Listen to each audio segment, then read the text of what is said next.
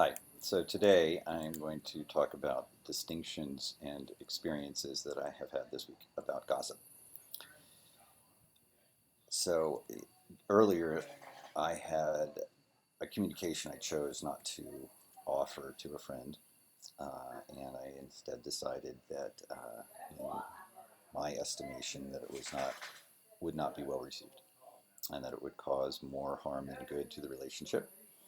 And I made a decision to not speak all of my perception and truth and judgment, discernment, whatever pieces of all of the above it might be, and held on to it. And as a result, I was left sitting with detritus internally, flotsam and jetsam energetically, that of course spilled out.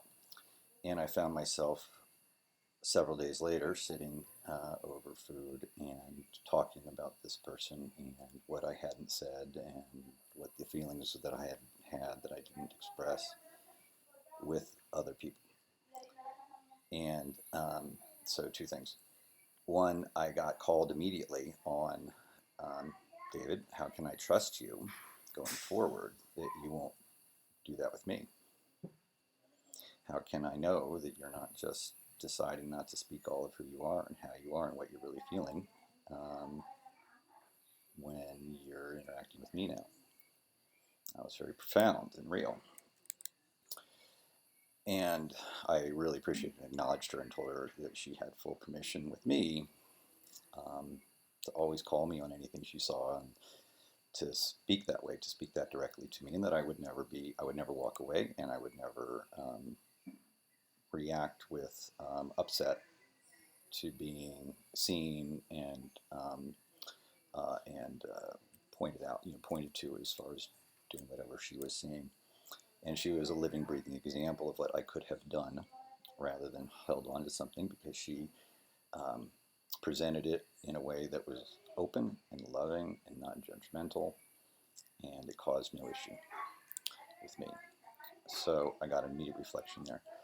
What else happened after that was I was not done with my emotional clearing, let's say, and found myself in a conversation with two other people.